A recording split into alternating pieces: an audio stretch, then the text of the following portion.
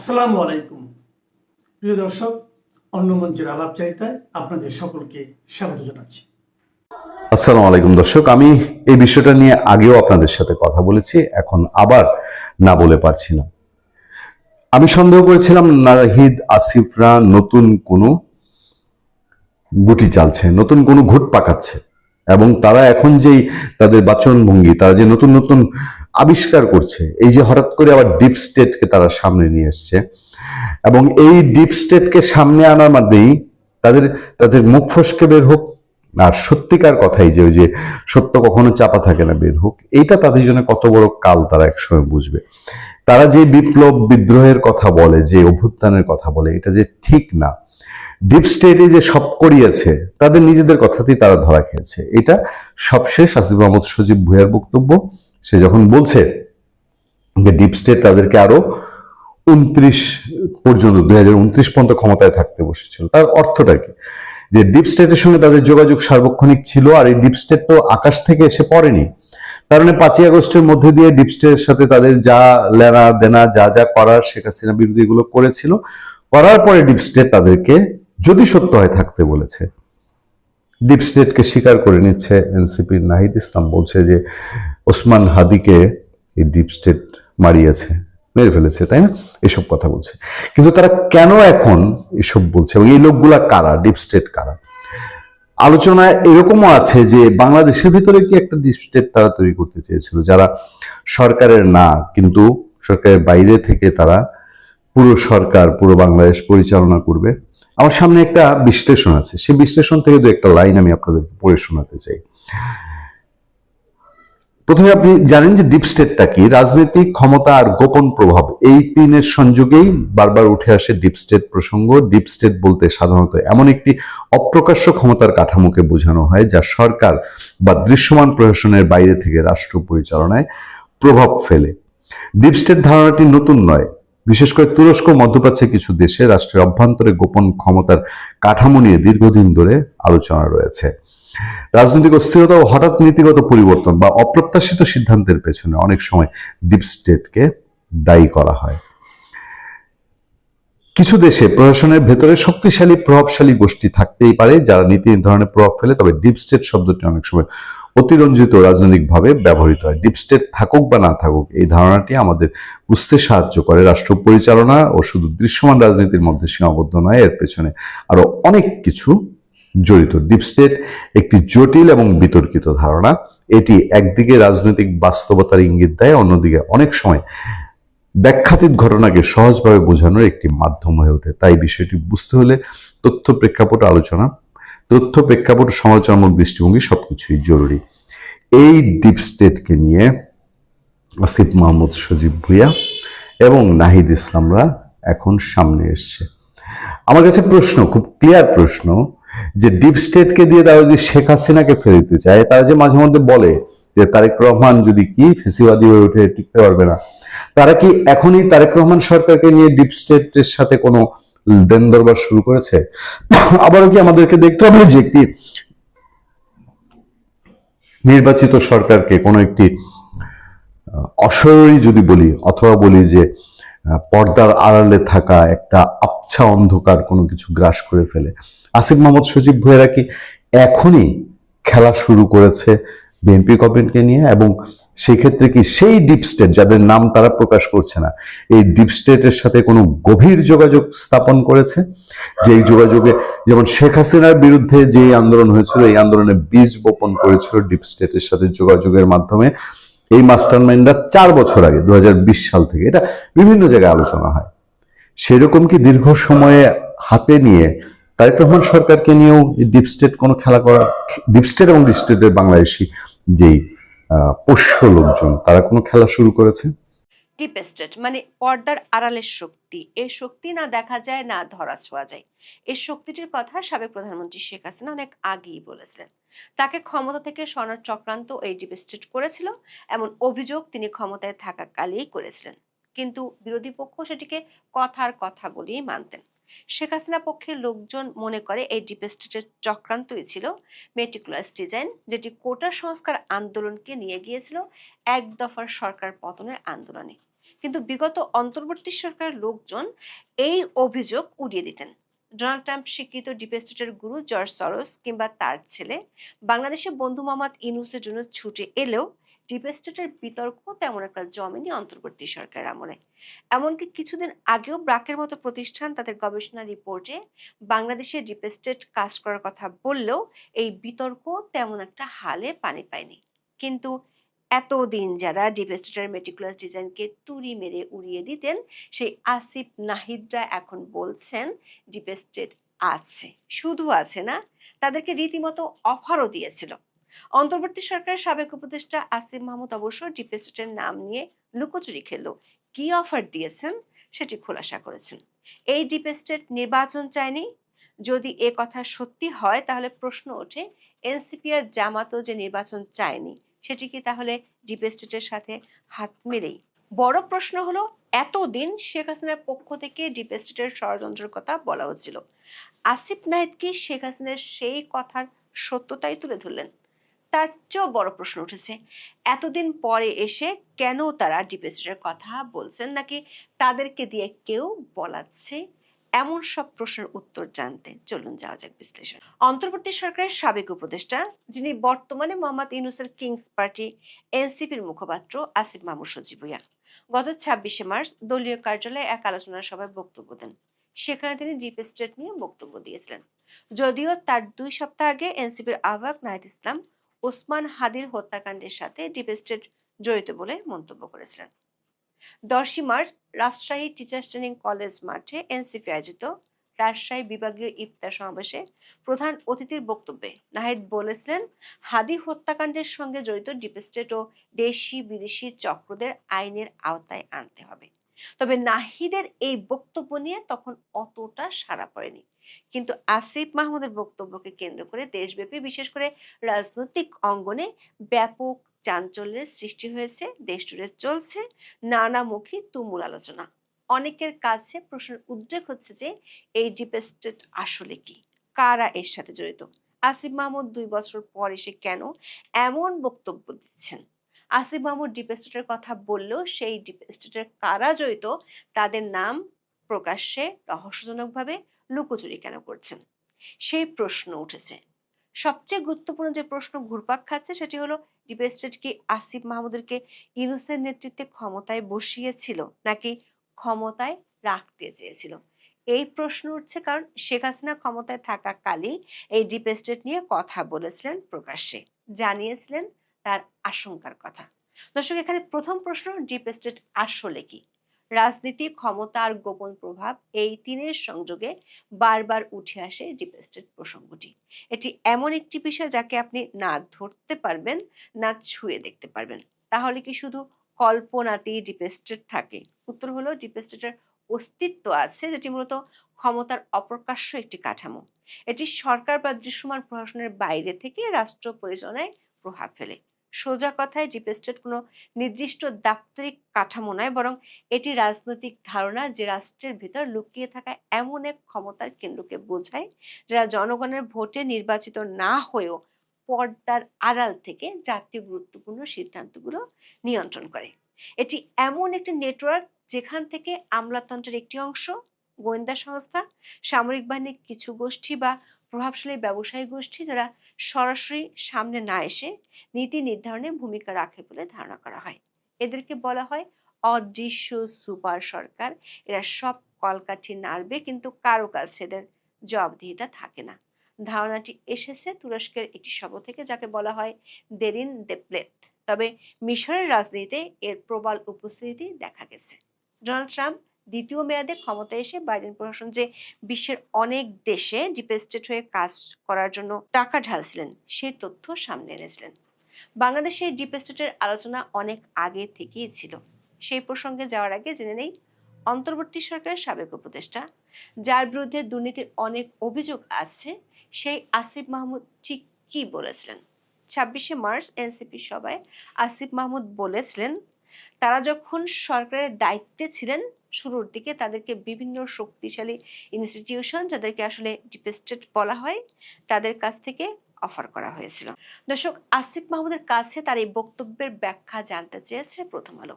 সেখানে তিনি বলেছেন, অন্তর্বর্তীকালীন সরকার দায়িত্ব নেওয়ার প্রথম ৩ থেকে ৫ মাসের মধ্যে বিভিন্ন প্রভাবশালী প্রতিষ্ঠান বা ডিপ স্টেটের পক্ষ থেকে এই যোগাযোগ করা হয়েছিল। এর অর্থ হলো মোহাম্মদ ইউনূস ক্ষমতা নেয়ার ৩ থেকে ৫ মাসের মধ্যে ডিপ স্টেট যোগাযোগ করেছিল এবং কিছু প্রস্তাব দিয়েছিল। সেসব প্রস্তাবের মূল নির্যাস ছিল আওয়ামী লীগ সরকারের সাংবিধানিক মেয়াদ অর্থাৎ ২০২৯ সাল পর্যন্ত এই সরকারকে টিকে থাকার জন্য যাবতীয় সহযোগিতা করবে ডিপ স্টেট। এর বিনিময়ে তাদের কিছু নির্দিষ্ট শর্ত পূরণ করতে হতো। আসিফ মাহমুদ দাবি করেছেন, ডিপ স্টেট ক্ষমতায় থাকার পুরো প্রক্রিয়া সাজিয়ে দিয়েছিল, কিন্তু ইউনূসের অন্তর্বর্তী সরকার তাতে সায় দেয়নি, বরং অন্তর্বর্তী সরকার নির্বাচন দিতে চেয়েছে। দর্শক, আমাদের অনুসন্ধান বলছে আসিফ মাহমুদ এখানে মিথ্যা তথ্য দিয়েছেন, যেটির প্রমাণ মিলে তারই সহকর্মী ধর্ম উপদেষ্টা এএফএম খালেদ হোসেনের একটি পোস্ট থেকে। সাবেক ধর্ম উপদেষ্টা 19 মার্চ নিজের ফেসবুক পোস্টে লিখেছেন, প্রফেসর ইউনূসের ব্যক্তিগত ইচ্ছা ছিল সংস্কারের প্রধান ধাপগুলো সম্পন্ন করে 2026 সালের শেষের দিকে নির্বাচন আয়োজন করা, কিন্তু রাজনৈতিক বাস্তবতায় সবসময় পরিকল্পনা অনুযায়ী এগোয় না। রাজনৈতিক দলগুলো, বিশেষত বিএনপির অব্যাহত চাপ ও রাজনৈতিক পরিস্থিতির প্রেক্ষাপটে তিনি ফেব্রুয়ারি মাসে নির্বাচনের ঘোষণা দেন। দর্শক, আপনাদের হয়তো মনে আছে, সেনা প্রধান জেনারেল ওয়াকারুজ্জামান 18 মাসের মধ্যে নির্বাচন দেওয়া উচিত এমন কথা বলেছিলেন বিদেশি সংবাদ মাধ্যমকে। কথা বলার পর থেকে ইউনূসের রোষানলে পড়েছিলেন সেনা প্রধান। মোহাম্মদ ইউনূস যে নির্বাচন দিতে কত টালবাহানা করেছিলেন সেটি 18 মাসে বহুবার পরিষ্কার হয়ে গেছে। আসিফ মাহমুদ বলছেন, ডিপ স্টেট চায়নি 2029 সালের আগে নির্বাচন হোক। ফ্ল্যাশব্যাক করে দেখে নেওয়া যাক কারা জাতীয় সংসদ নির্বাচন চায়নি। এনসিপি নেতারা বলেছিলেন 12ই ফেব্রুয়ারি কোনো নির্বাচন হবে না, যদি হয় তাহলে অধ্যাপক ইউনূসকে জুলাই যারা মারা গেছে তাদের ফেরত দিতে হবে। জামাত ইসলামীর নেতারা নির্বাচন হলে দেশ অচল করে দেওয়ার হুমকি দিয়েছিলেন। তাহলে কি মোহাম্মদ ইউনূস, এনসিপি, জামাত ডিপ স্টেটের সহযোগী ছিল? অবশ্য মোহাম্মদ ইউনূসের 3 সহযোগী ডিপ স্টেট নিয়ে মুখ খুলতে রাজি হননি। সাবেক উপদেষ্টা সাখাওয়াত হোসেন এবং সৈয়দা রিজওয়ানা হাসান অনলাইন পোর্টাল চর্চার কাছে এ নিয়ে কোনো মন্তব্য করতে রাজি হননি। আরেক উপদেষ্টা মোস্তফা সরোয়ার ফারুকী বলেছেন, তিনি এ নিয়ে মন্তব্য করে আর কোনো সংবাদের শিরোনাম হতে চান না। বোঝাই যাচ্ছে ডিপ স্টেট নিয়ে বেশ অস্বস্তিতেই পড়েছেন ইউনূসের ঘনিষ্ঠজনেরা। আসিফ মাহমুদের বক্তব্যের সবচেয়ে ভয়ঙ্কর অংশটি ছিল নির্বাচনের রোড ম্যাপ নিয়ে। তিনি দাবি করেছেন যে ডিপ স্টেট কেবল ক্ষমতার অফারই দেয়নি, বরং তারা পুরো একটি কর্ম পরিকল্পনা নিয়ে এসেছিল যে কিভাবে বিএনপি এবং অন্যান্য প্রধান রাজনৈতিক দলগুলোকে মাঠ থেকে সরিয়ে দেওয়া যায়। বিশেষ করে তারেক রহমান সহ বিএনপির শীর্ষ নেতাদের সাজাগুলোকে আইনি প্রক্রিয়ায় এমনভাবে আটকে রাখা যাতে নির্বাচন হলেও তারা অংশগ্রহণ করতে না পারে। দর্শক, আবারও ফ্ল্যাশব্যাকে গিয়ে দেখা যাক, খালেদা জিয়াকে মুক্তি দেওয়া হয়েছিল শেখ হাসিনার পতনের পরপরই রাষ্ট্রপতির অর্ডারে। ফাঁসির দণ্ডপ্রাপ্ত নেতারা জেল থেকে বের হয়ে গিয়েছিল কয়েকদিনের মধ্যেই। দর্শক, মোহাম্মদ ইউনূসের শেষ দিকে অন্তর্বর্তী সরকারের 1.5 বছরের শাসনের একটি মূল্যায়ন রিপোর্ট দিয়েছিল প্রাক institute of governance and development বা বিআইজিডি। গত 31শে জানুয়ারি সংস্থাটি তাদের রিপোর্ট প্রকাশ করে, যেখানে বলা হয় অধ্যাপক ইউনূসের পেছনে শুরুতে জনসমর্থন ছিল। তিনি চাইলে ব্যাপক সংস্কারের পক্ষে একটি অবস্থান নিতে পারতেন, কিন্তু শেষ পর্যন্ত যে যেদিকে দিয়ে চাপ দিয়েছে তিনি সেদিকে চলে গেছেন। সমঝোতা করে ফেললেন বিএনপির সঙ্গে, ছাত্রদের সঙ্গে বা আমলাতন্ত্রের সঙ্গে। বিআইজিটির রিপোর্ট অনুযায়ী যাদের চাপে ইউনূস বারবার সরে যেতেন তারাই ছিল ডিপ স্টেট। সে রিপোর্ট অনুযায়ী মোহাম্মদ ইউনূস যে মবের রাজত্ব তৈরি করেছিল, সে মব যেভাবে বলতো অন্তর্বর্তী সরকার সেভাবেই চলতো। দর্শক, আসিফ মাহমুদের ভাষ্য অনুযায়ী ডিপ স্টেট তাদের প্রস্তাব দিয়েছিল অন্তর্বর্তী সরকার দায়িত্ব নেওয়ার 3 থেকে 6 মাসের মধ্যে। অথচ 2024 সালের 23শে মে সাবেক প্রধানমন্ত্রী শেখ হাসিনা ডিপ স্টেট নিয়ে বক্তব্য দিয়েছিলেন। ওই বক্তব্যে শেখ হাসিনা বাংলাদেশ ও মিয়ানমারের একটি অংশ নিয়ে পূর্ব তিমুরের মতো একটি খ্রিস্টান রাষ্ট্র গঠনের ষড়যন্ত্রের কথা উল্লেখ করেছিলেন। 2024 সালের 23শে মে গণভবনে আওয়ামী লীগের নেতৃত্বাধীন 14 দলীয় জোটের একটি বৈঠক ছিল। সেই বৈঠকের সূচনা বক্তব্যে শেখ হাসিনা বলেছিলেন, বাংলাদেশে একটি বিদেশি শক্তি এয়ারবেস নির্মাণের প্রস্তাব দিয়েছিল, তবে তিনি স্পষ্ট করে কোনো দেশের নাম উল্লেখ করেননি। একই বক্তব্যে তিনি আরো বলেন, বাংলাদেশ ও মিয়ানমারের একটি অংশ নিয়ে একটি খ্রিস্টান রাষ্ট্র গঠনের চক্রান্ত চলছে। তিনি আরো উল্লেখ করেন, বঙ্গোপসাগর ও ভারত মহাসাগরে প্রাচীনকাল থেকে ব্যবসা বাণিজ্য চলে। এই জায়গাটার উপর অনেকেরই নজর, সেটা তিনি হতে দিচ্ছিলেন না। এটা তার একটা অপরাধ। এই বক্তব্য দেওয়ার 2.5 মাসের মধ্যে শেখ হাসিনার সরকার ক্ষমতাচ্যুত হয়। আসিফ মাহমুদ ডিপ স্টেট নিয়ে বক্তব্য দেওয়ার পর অনলাইনে অনেকে প্রশ্ন রাখছেন, তাহলে কি শেখ হাসিনার কথাই ঠিক? ডিপ স্টেট চেয়েছে বলে কি শেখ হাসিনার পতন হয়েছে? দর্শক, 2024 সালে ছাত্রদের নেতৃত্বে গড়ে ওঠা যে আন্দোলনে আওয়ামী লীগ সরকার ক্ষমতাচ্যুত হয়, সেই আন্দোলনে মার্কিন যুক্তরাষ্ট্রের ডিপ স্টেটের ভূমিকা ছিল এমন আলোচনা বিভিন্ন সময় উঠে এসেছে।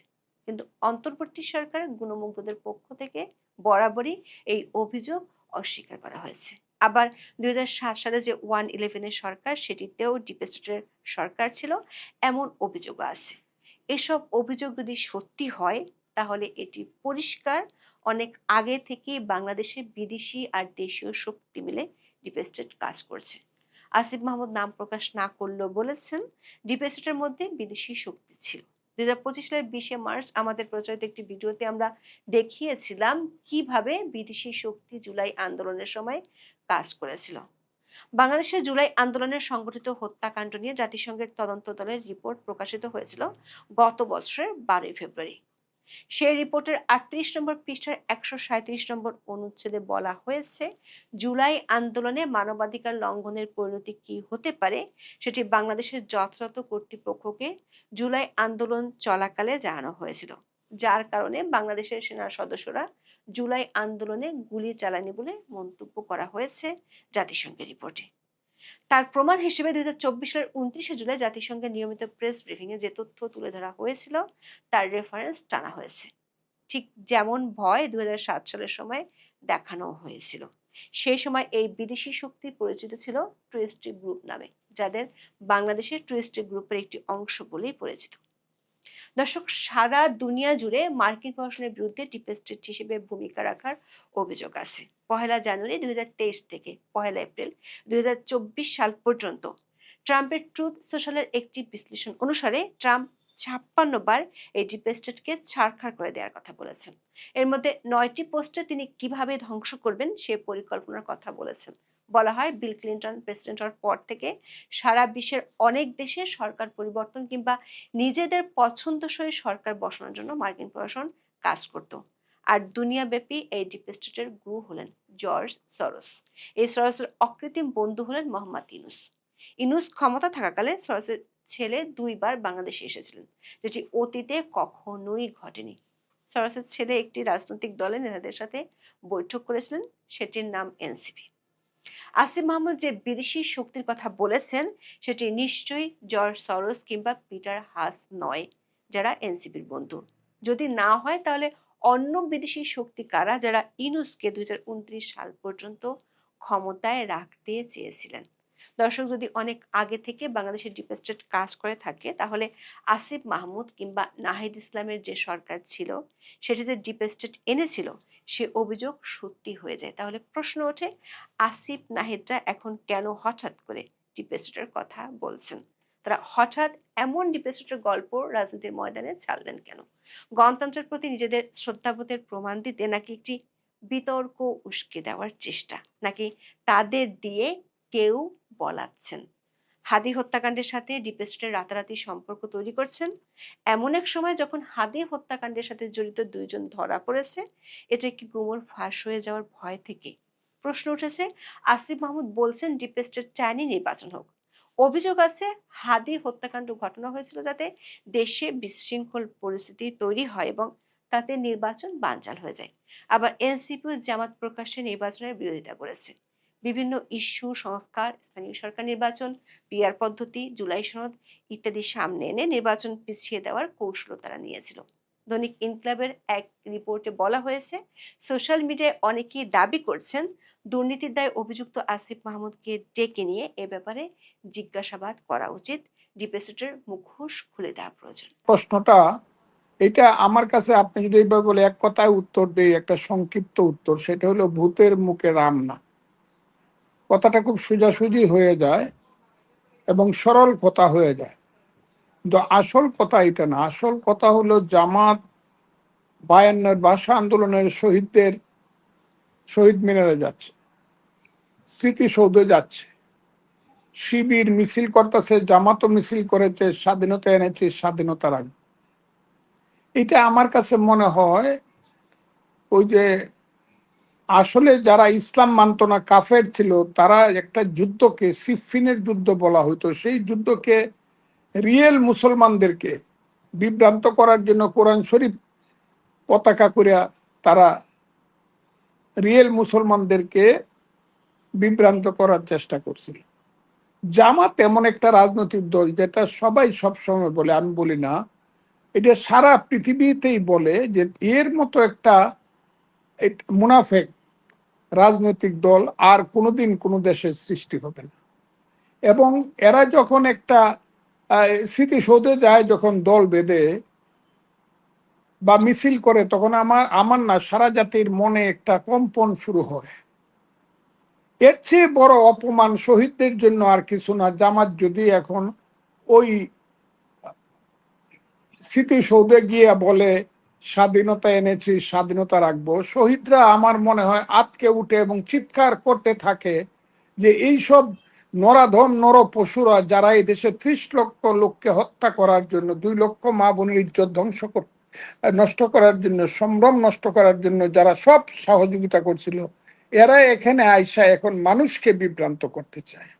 এদের মতো এই ধরনের, কে বলবো, অপকর্ম করার মতো কোনো রাজনৈতিক দল এই দেশে নাই। এরা পারলে পৃথিবীর ক্যালেন্ডার থেকে 1971 যে একটা সন ছিল, সেই সনটাকে তুলে দিতে চাবে। যতদিন প্রতি সনটাকে পৃথিবীর ক্যালেন্ডার থেকে তুলতে না পারবে 1971 বা 1971, ততদিন পর্যন্ত তারা এই ধরনের কর্মকাণ্ড, এই ধরনের বিভ্রান্তিকর বক্তব্য, স্লোগান, মিছিল তারা করে যাবে। এইটাকে আমার মনে হয় এটা একটা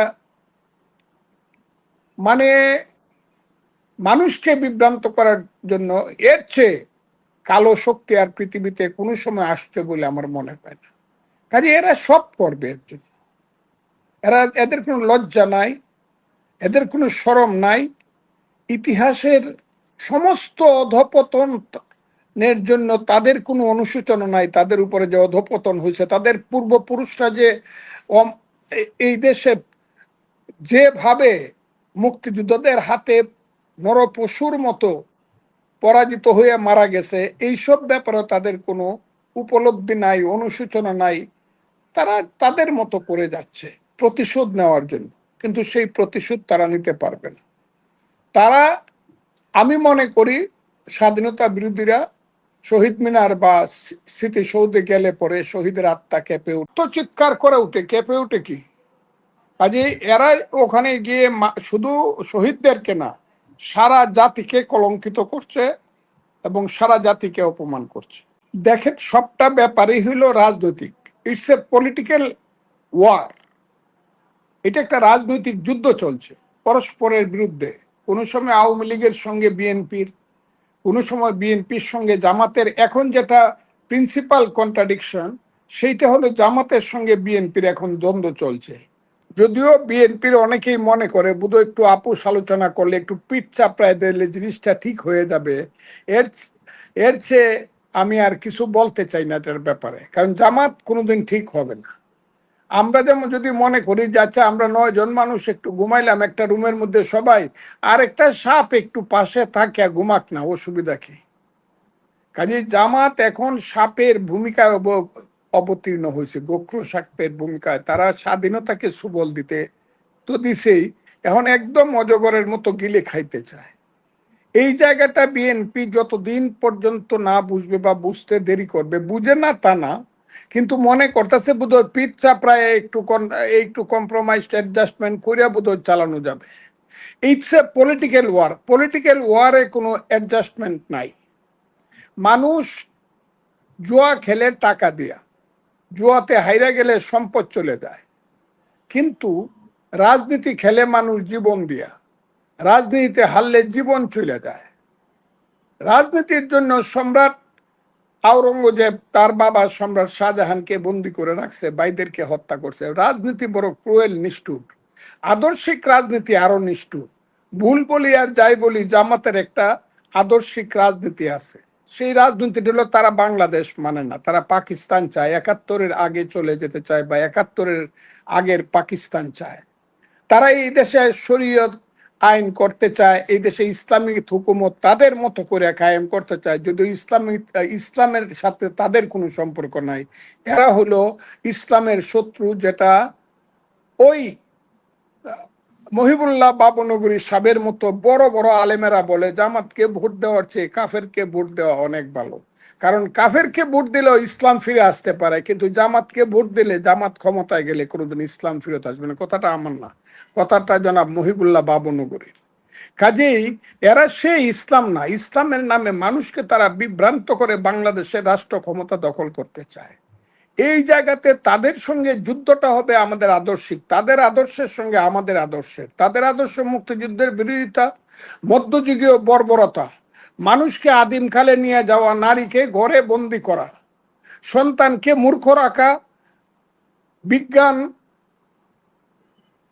বা যাই বলেন, জ্ঞান বিজ্ঞানের থেকে মুখ ফিরিয়ে নিয়ে একটা নতুন আফগানিস্তান বানানোর যে রাজনীতি, সেই রাজনীতিটা তাদের। তার বাইরে আমাদেরকে মানুষকে বলতে হবে যে না, আমরা আফগানিস্তান চাই না, আমরা গণতান্ত্রিক রাষ্ট্র চাই, আমরা ফিত দুনিয়া, আমরা মানুষের পেটের ভাত পরনের কাপড় চাই, আমরা একটা ধর্মনিরপেক্ষ অসাম্প্রদায়িক রাষ্ট্র চাই, আমরা পৃথিবীর বুকে জ্ঞানে বিজ্ঞানে মাথা উঁচু করে দাঁড়াতে চাই। 98 লক্ষ ইসরায়েলি যদি সারা পৃথিবীতে, তাদেরকে আমরা যতই ঘৃণা করি, কিন্তু তাদের 100% মানুষ আধুনিকভাবে শিক্ষিত। তাদের 150 জন বিজ্ঞানী আছে যারা পৃথিবীর শ্রেষ্ঠ বিজ্ঞানী, সারা পৃথিবীকে যারা পরিচালনা করে। এই ধরনের একটা জাতি যদি আমরা সৃষ্টি করতে পারি, তাহলেই এই দেশটা বাংলাদেশ হিসাবে আমরা মাথা উঁচু করে দাঁড়াতে পারবো, যেটা জামাত চায় না। ওই যে পলিটিক্যাল কন্ট্রাডিকশন, আদর্শিক যে দ্বন্দ্ব, সেই দ্বন্দ্বটা সামনে এনে যদি আমরা মানুষকে বুঝাতে পারি, যেটা 71 সনে আমরা বুঝাইছিলাম মানুষকে যে পাকিস্তানিদের সাথে আমরা এই কারণে থাকবো না, এই হলো তাদের সঙ্গে আমাদের দ্বন্দ্ব। ঠিক তেমনি জামাত এবং জামাতের সঙ্গে যারা আছে, এইসব ছেলে পেলে যায়, সব জামাতের আন্ডা বাচ্চা। আমরা যদি আদর্শিকভাবে মানুষকে বুঝাতে পারি, এবং সেই মানুষ সেদিন আমাদেরকে বলবে কিভাবে তাদেরকে মোকাবেলা করবে, কৌশলটা কি। কিন্তু প্রথম আদর্শিকভাবে তাদেরকে মোকাবেলা করতে হবে। আর ওই যে মিছিল মিটিং করে তারা যদি করতে পারে, করবে, সেটা আমাদের যে সংগঠন আছে, সাংগঠনিক নেতৃত্ব যারা আছে, জনাব তারেক রহমান সাহেব চেয়ারম্যান, এবং যারা প্রেসিডিয়াম মেম্বার, স্থায়ী কমিটির মেম্বার, বা যারা সাংগঠনিকভাবে আওয়াম মানে আমার মনে হয় সাংগঠনিকভাবে যারা এটাকে পরিচালনা করেন, আমার মনে হয় না যে বিএনপির মতো রাজনৈতিক দলের বিরুদ্ধে 200 মানুষে হাত ধরাধরি করে একটা, কি কয় এটা, কি বলছেন, মানববন্ধন করলেই একদম সব শেষ হয়ে যাবে, এটা আমার মনে হয় না। আমি এটা মনে করি। আপনার কাছে এটা কি তারা মনে হয়? করতে পারে, এটা তাদের অধিকার আছে, করতে পারে, কিন্তু এইটা করলে কিছু হবে না। কিন্তু আসল আপনার কাছে ব্যাপারটা হলো গুপ্ত রাজনীতি, চক্রান্তের রাজনীতি।